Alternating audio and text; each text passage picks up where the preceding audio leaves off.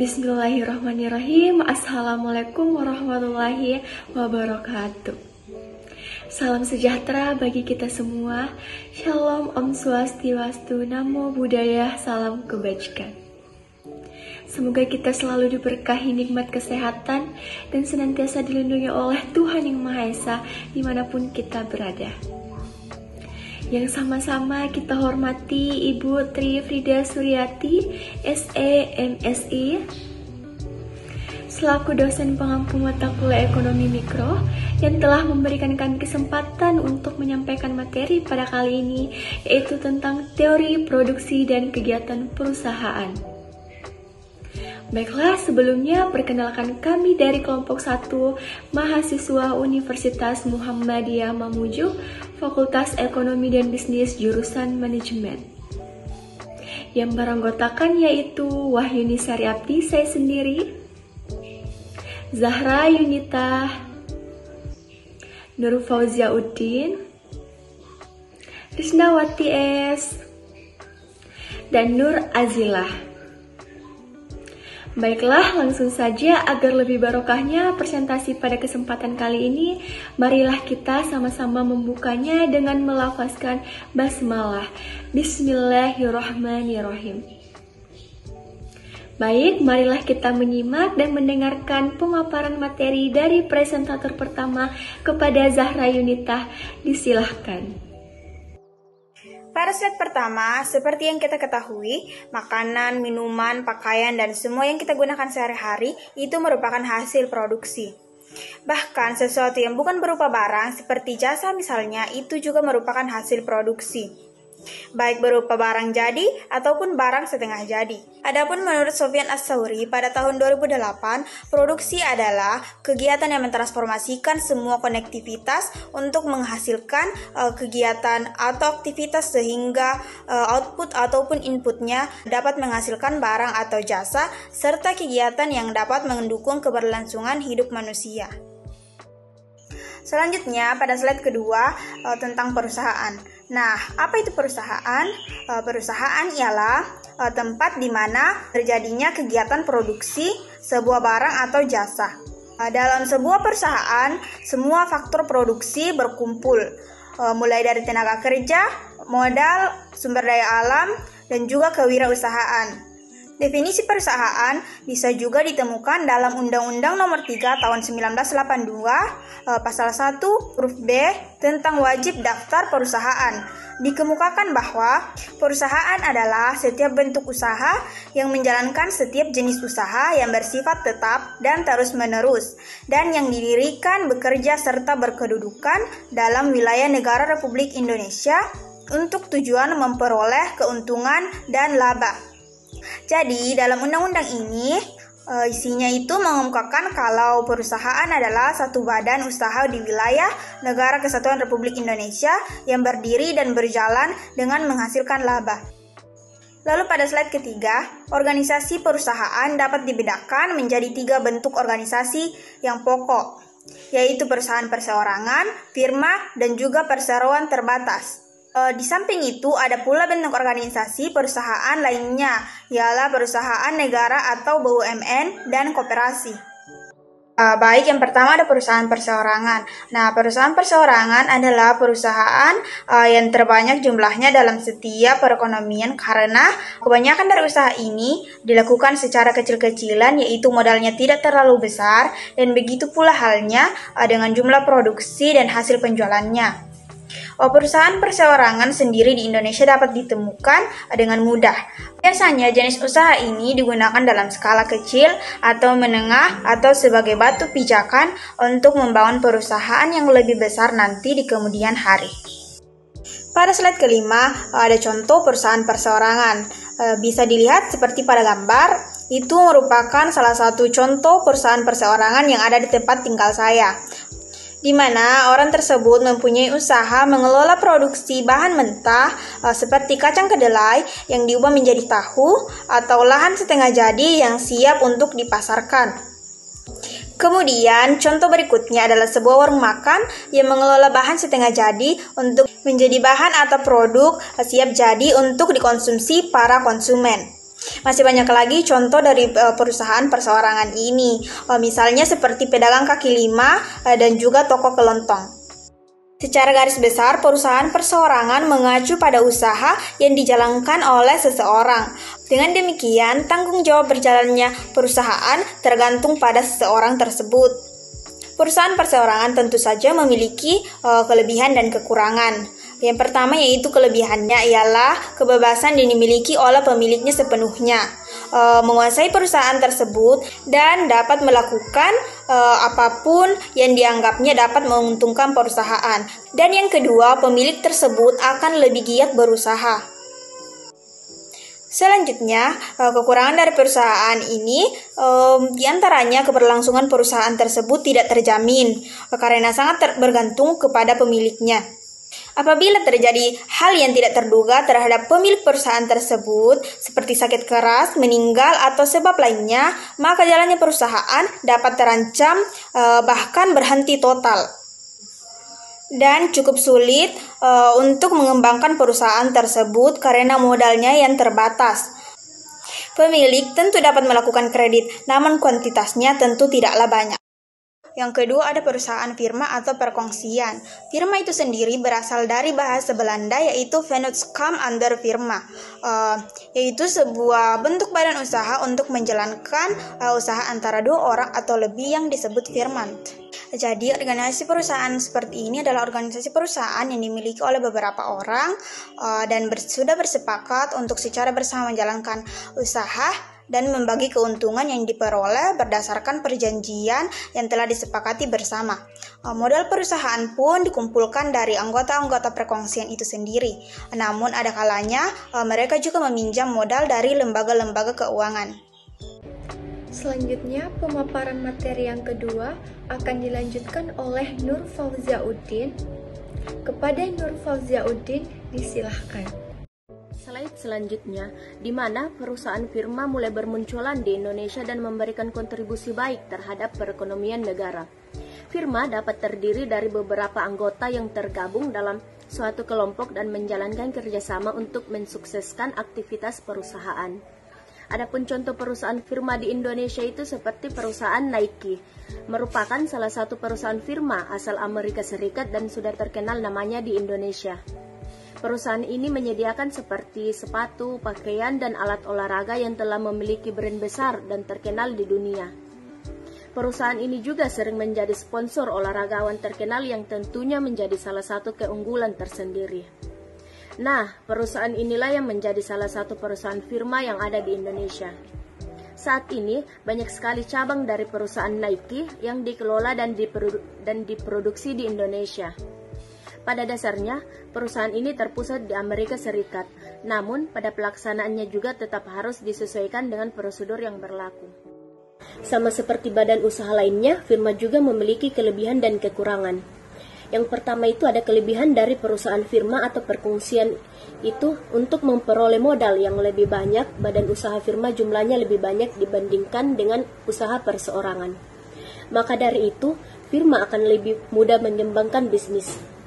Dan kemampuan manajemennya juga jauh lebih besar, yaitu di dalam menjalankan perusahaan. Dari setiap anggota perkongsian mempunyai tugas untuk menjalankan dan mengembangkan perusahaan yang mereka dirikan. Selanjutnya, kekurangan yang ada pada firma itu antara lain tanggung jawab pemilik tidak terbatas terhadap utang perusahaan dan kerugian ditanggung oleh pemilik firma itu sendiri. Jika terjadi kesalahan yang terjadi di dalam bisnis, maka yang bertanggung jawab adalah pemilik firma. Begitu juga dengan kerugian. Jika terjadi kerugian dalam bisnis, maka yang ditanggung oleh pemilik firma pula atau ditanggung oleh seluruh anggota. Yang ketiga itu ada perseroan terbatas. Dari segi jumlah produksi dan hasil yang dilakukannya, organisasi perusahaan yang berbentuk perseroan terbatas itu bentuk perusahaan yang paling penting. Badan usaha ini berbadan hukum yang mana modalnya terkumpul dari segi saham. Dan setiap pemiliknya memiliki bagian dari banyaknya lembar saham yang dimiliki oleh masing-masing investor. Biasanya, perusahaan terbatas atau PT ini dibentuk oleh minimal 2 orang atau lebih dengan melalui kesepakatan yang diketahui oleh notaris yang nantinya akan dibuat akta perusahaan. Lalu, akta tersebut harus disahkan oleh Kementerian Hukum dan HAM agar nantinya perusahaan tersebut resmi menjadi suatu badan usaha perseorangan terbatas atau PT.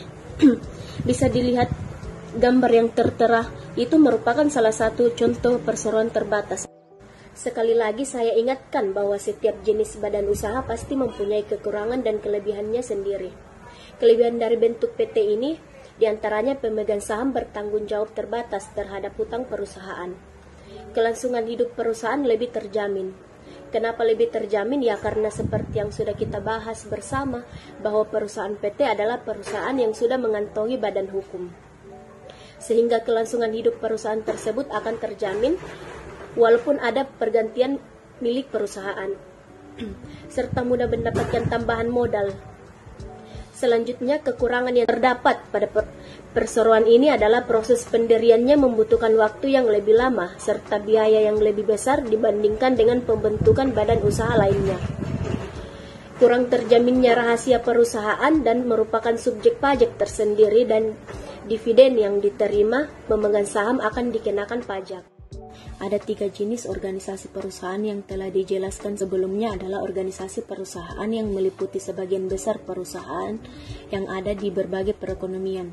Di samping itu, terdapat juga organisasi perusahaan yang bentuknya sedikit berbeda dari ketiga jenis yang diuraikan sebelumnya, yaitu perusahaan negara atau BUMN dan usaha koperasi. Yang pertama itu ada perusahaan milik negara atau sering juga dikenal dengan BUMN. Pada umumnya, perusahaan negara dikelola seperti perusahaan perseroan terbatas. Perbedaannya terletak pada pemilihan perusahaan tersebut, yaitu saham-saham dari perusahaan negara adalah dimiliki oleh pemerintah. Dengan demikian, pengurus perusahaan juga diangkat dan diberhentikan oleh pemerintah.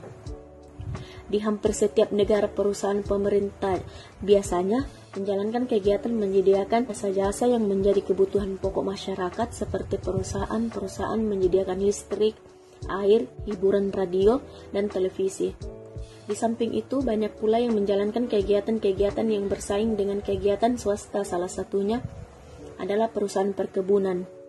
Selanjutnya ada perusahaan koperasi.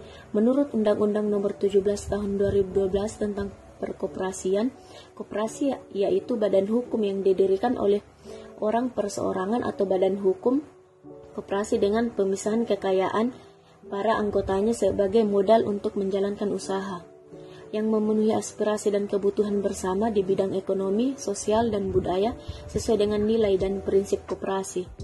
Nah, jadi perusahaan ini itu didirikan bukan untuk mencari keuntungan, tetapi untuk melindungi kepentingan para anggotanya. Perusahaan koperasi pun dapat dibedakan menjadi 3 jenis, yaitu koperasi konsumsi, koperasi produksi, dan koperasi kredit. Koperasi konsumsi menjalankan kegiatan membeli barang-barang dan kemudian menjualnya kepada para anggota. Koperasi produksi berusaha agar hasil produksi para anggotanya dapat dijual dengan harga yang tinggi dan tidak ditindas para pembeli. Dan koperasi kredit adalah badan meminjam yang meminjamkan uang kepada para anggotanya dengan tingkat bunga yang relatif rendah. Selanjutnya, perusahaan ditinjau dari sudut teori ekonomi. Dalam teori ekonomi, analisis yang dibuat tidak membedakan apakah perusahaan itu perusahaan pemerintah atau swasta, dan apakah perusahaan swasta itu berbentuk perusahaan perseorangan atau perkongsian atau perseroan terbatas. Dalam teori ekonomi, berbagai jenis perusahaan dipandang sebagai unit-unit badan usaha yang mempunyai tujuan yang sama, yaitu mencapai keuntungan yang maksimum. Adapun tujuan perusahaan memaksimumkan keuntungan yaitu dalam teori ekonomi. Pemisalan terpenting dalam menganalisis kegiatan perusahaan adalah mereka akan melakukan kegiatan memproduksi sampai kepada tingkat di mana keuntungan mereka mencapai jumlah yang maksimum. Namun dalam praktek, pemaksimuman keuntungan bukanlah satu-satu tujuan perusahaan. Ada perusahaan yang menekankan kepada volume penjualan dan ada pula yang mempertimbangkan politik dalam menentukan tingkat produksi yang akan dicapai. Ada pula masukkan perusahaan yang lebih menekankan kepada usaha untuk mengabdi kepentingan masyarakat. Selanjutnya akan dilanjutkan oleh Risnawati S. Kepada Risnawati S disilahkan. Cara mencapai tujuan: memaksimumkan keuntungan. Keuntungan atau kerugian adalah perbedaan antara hasil penjualan dan biaya produksi diperoleh apabila hasil penjualan melebihi dari biaya produksi. Dan kerugian akan dialami apabila hasil penjualan kurang dari biaya produksi. Keuntungan yang maksimum dicapai apabila perbedaan di antara hasil penjualan dan biaya produksi mencapai tingkat yang paling besar. Selanjutnya yaitu fungsi produksi. Hal ini berkaitan antara faktor-faktor produksi dan tingkat produksi. Menurut Sadano Tsukimo tahun 2010, fungsi produksi menunjukkan sifat hubungan fungsional atau saling mempengaruhi antara faktor-faktor produksi yang berupa sumber daya dengan tingkat produksi yang dihasilkan untuk kebutuhan konsumen. Hubungan ini di antara faktor-faktor produksi dan tingkat produksi yang diciptakannya dinamakan fungsi produksi. Faktor-faktor produksi dapat dibedakan menjadi 4 golongan.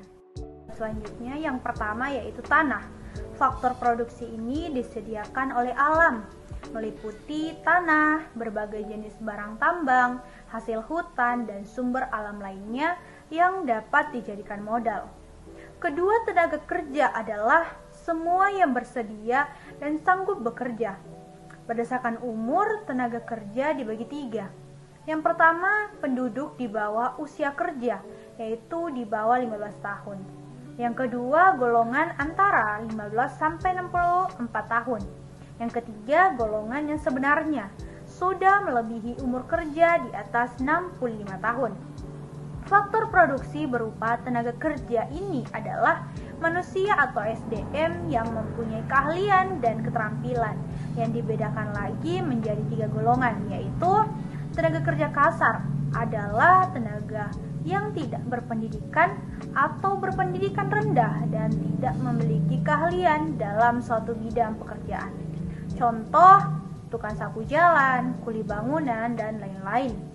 Kedua, tenaga kerja terampil adalah tenaga kerja yang memiliki keahlian dari pelatihan atau pengalaman kerja. Contoh, montir mobil, tukang kayu, perbaikan TV, dan lain-lain. Dan yang terakhir, tenaga kerja terdidik adalah tenaga kerja yang memiliki pendidikan cukup tinggi dan ahli dalam bidang tertentu. Contoh, dokter, akuntan, dan insinyur. Lanjut yang ketiga yaitu modal faktor produksi. Berupa benda yang diciptakan manusia akan digunakan untuk memproduksi barang-barang dan jasa-jasa yang mereka butuhkan. Contoh, bangunan pabrik, mesin-mesin, dan peralatan pabrik, serta alat-alat angkutan.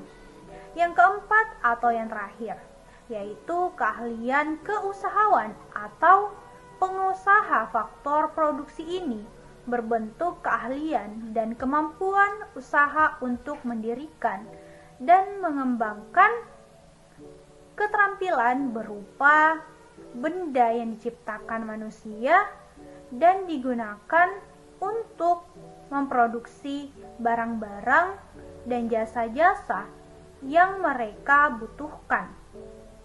Peranan pengelolaan atau skills sendiri yaitu memimpin usaha-usaha yang bersangkutan, mengatur organisasinya, dan menaikkan mutu tenaga manusia untuk mempergunakan unsur-unsur modal dan alam dengan sebaik-baiknya. Di dalam teori ekonomi, di dalam menganalisis mengenai produksi, selalu dimisalkan bahwa 3 faktor produksi yang belakangan dinyatakan yaitu tanah, modal, dan keahlian keusahawan adalah tetap jumlahnya. Hanya tenaga kerja dipandang sebagai faktor produksi yang berubah-ubah jumlahnya. Baik, slide selanjutnya, peminimuman biaya produksi, yaitu menentukan komposisi faktor produksi yang akan meminimumkan biaya produksi. Produsen perlu memperhatikan yang pertama, besarnya pembayaran kepada faktor produksi tambahan yang akan digunakan.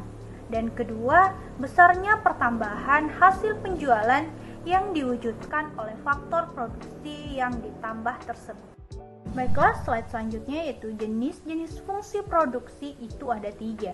Yang pertama, constant return, yaitu hubungan yang menunjukkan jumlah hasil produksi meningkat dengan jumlah yang sama untuk setiap kesatuan tambahan input.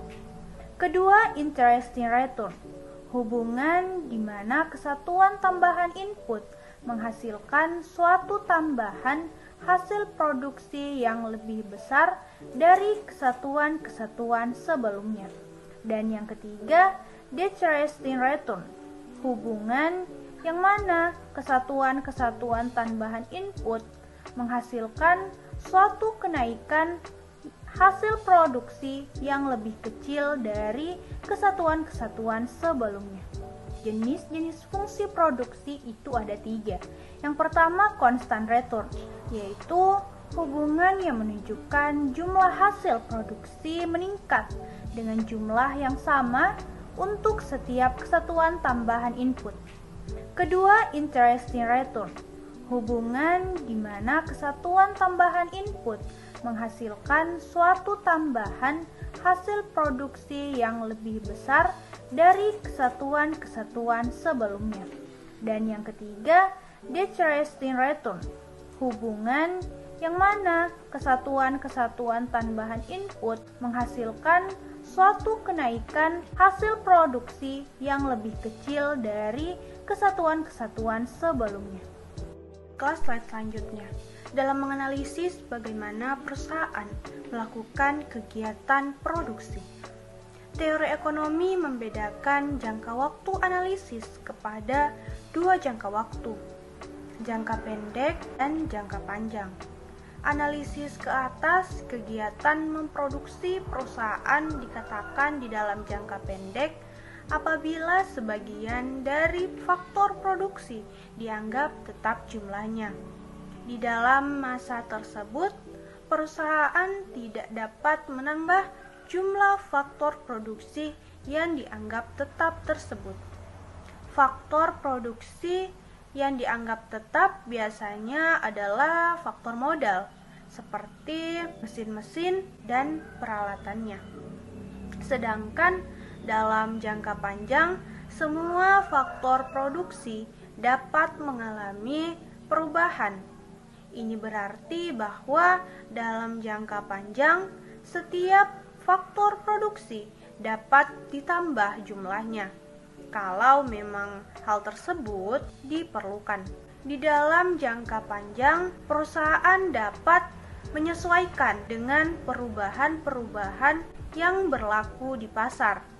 Jumlah alat-alat produksi dapat ditambah, penggunaan mesin-mesin dapat dirombak dan dipertinggi efisiensinya, dan teknologi produksi ditingkatkan. Baik, pemaparan materi selanjutnya akan dilanjutkan oleh Nur Azilah. Kepada Nur Azilah disilahkan. Telah dinyatakan sebelumnya bahwa fungsi produksi menunjukkan sifat hubungan di antara faktor-faktor produksi dan tingkat produksi yang dihasilkan. Faktor-faktor produksi dikenal pula dengan jumlah input, dan jumlah produksi selalu juga disebut dengan sebagai output. Fungsi produksi telah dinyatakan dalam bentuk rumus, yaitu seperti Q sama dengan F K L R T, yang dimana K adalah jumlah modal, L jumlah tenaga kerja, R kekayaan alam, T tingkat teknologi yang digunakan, Q jumlah produksi yang dihasilkan oleh berbagai jenis-jenis faktor produksi tersebut. Persamaan tersebut merupakan suatu pernyataan matematik yang pada dasarnya berarti bahwa tingkat produksi suatu barang tergantung kepada jumlah modal, jumlah tenaga kerja, jumlah kekayaan alam, dan jumlah teknologi yang digunakan. Selanjutnya, analisis pendekatan teori produksi. Teori produksi dalam ilmu membenarkan analisisnya kepada 2 pendekatan, yaitu teori pendekatan dengan 1 input, yang kedua teori pendekatan dengan 2 input. Yang pertama, teori pendekatan dengan satu input. Dalam analisisnya, dimisalkan bahwa faktor-faktor produksi lainnya adalah tetap jumlahnya, yaitu modal dan tanah dianggap tidak mengalami perubahan. Satu-satunya faktor produksi yang dapat diubah jumlahnya adalah tenaga kerja. Hukum hasil lebih yang semakin kurang merupakan suatu hal yang tidak dapat dipisahkan dari teori produksi, yang dimana menyatakan bahwa apabila faktor produksi yang dapat diubah jumlahnya terus-menerus ditambah sebanyak 1 unit, pada mulanya produksi total akan semakin banyak pertambahannya, tetapi sesudah mencapai suatu tingkat tertentu, produksi tambahan akan semakin berkurang dan akhirnya mencapai nilai negatif. Dengan demikian, pada hakikatnya hukum hasil lebih yang semakin berkurang menyatakan bahwa hubungan di antara tingkat produksi dan jumlah tenaga kerja yang digunakan dapat dibedakan menjadi 3 tahap. Tahap pertama yaitu produksi total mengalami pertambahan yang semakin cepat. Tahap kedua, produksi total perkembangannya semakin lambat. Dan tahap ketiga, total produksi semakin lama semakin berkurang. Teori produksi dengan satu input, adapun yang pertama yaitu produksi marginal, ialah tambahan produksi yang diakibatkan oleh pertambahan tenaga kerja yang digunakan. Adapun rumusnya, MP sama dengan delta TP per delta L. MP merupakan produksi marginal, delta TP pertambahan produk total, dan delta L pertambahan tenaga kerja. Yang kedua ialah produksi rata-rata, yaitu produksi yang secara rata-rata dihasilkan oleh setiap pekerja, yang dimana dapat dihitung menggunakan rumus yaitu AP sama dengan TP per L. AP adalah produksi rata-rata, TP produksi total, dan L adalah jumlah tenaga kerja. Baik, selanjutnya teori produksi dengan 2 input. Teori ini menggambarkan hubungan tingkat output yang dihasilkan dengan menggunakan 2 input yang berubah, yaitu misalnya tenaga kerja dan modal, sedangkan input lain dianggap tetap. Kegiatan produksi yang dilakukan oleh produsen dalam pendekatannya itu dibagi menjadi 3 bagian. Yang pertama yaitu jangka pendek. Jangka pendek ini terdapat 3 poin penting, ialah waktunya yang cukup pendek sehingga ada faktor input yang tetap atau fixed input. Poin kedua, teknologi yang digunakan tidak berubah. Dan poin yang ketiga, satu siklus produksi dapat diselesaikan. Bagi yang kedua yaitu ada long run atau jangka panjang, terdapat 2 poin. Yang pertama, tidak ada input tetap lagi, hanya input variabel. Dan yang kedua, teknologinya konstan. Yang terakhir ada very long run, yaitu jangka yang sangat panjang. Nah, itu teknologinya berubah dan biasanya tidak hanya membicarakan satu input fungsi produksi saja. Pada teori produksi dengan 2 input juga terdapat 2 konsep, yaitu isoquant dan isocost. Kurva produksi sama atau isoquant, suatu kurva yang menggambarkan 2 gabungan antara tenaga kerja dan modal untuk menghasilkan suatu tingkat produksi tertentu. Adapun menurut Sukirno tahun 2011, isoquant menunjukkan kombinasi alternatif antara input modal dengan tenaga kerja yang dapat digunakan untuk memproduksi suatu tingkat output tertentu. Penggambaran kombinasi dari beberapa alternatif ini tersebut pada suatu kurva yang disebut kurva isoquant, di mana kurva isoquant ini memiliki ciri-ciri yaitu mempunyai koefisien garis alternatif, yang kedua garis cenderung cembung, yang ketiga antara garis isoquant dengan lain tidak saling berpotongan, dan yang keempat kurva isoquant ini jauh dari titik pusat menunjukkan jumlah output yang semakin banyak. Yang terakhir ada garis biaya sama atau isocost. Untuk menghemat biaya produksi dan memaksimumkan keuntungan, perusahaan harus meminimumkan biaya produksi. Garis ini menggambarkan gabungan faktor-faktor produksi yang dapat diperoleh dengan menggunakan jumlah biaya tertentu. Nah, untuk membuat garis biaya sama diperlukan yaitu harga faktor produksi yang digunakan, jumlah uang yang tersedia untuk membeli faktor-faktor produksi tersebut. Demikianlah pemaparan materi teori produksi dan kegiatan perusahaan oleh kelompok 1. Jadi kesimpulannya yang bisa dipahami bahwa teori produksi sangat diperlukan oleh produsen agar memahami persiapan apa saja yang diperlukan dalam proses produksi itu sendiri. Teori produksi ini juga sangat bermanfaat untuk perusahaan yang mempelajari dengan baik dan menerapkan ke dalam bisnis mereka. Karena bagaimanapun, teori yang hanya dipelajari tanpa penerapan tidak akan menghasilkan buah. Baiklah, kami dari kelompok 1 mengucapkan terima kasih kepada semua yang telah menyimak dan mendengarkan video ini. Dan memohon maaf yang sebesar-besarnya apabila dalam penyajian materi masih banyak kurangnya, dan memohon maaf juga apabila ada tutur kata yang kurang berkenan. Baik, marilah kita tutup sama-sama dengan membaca hamdalah. Alhamdulillahirabbil alamin. Sekian, terima kasih. Wassalamualaikum warahmatullahi wabarakatuh.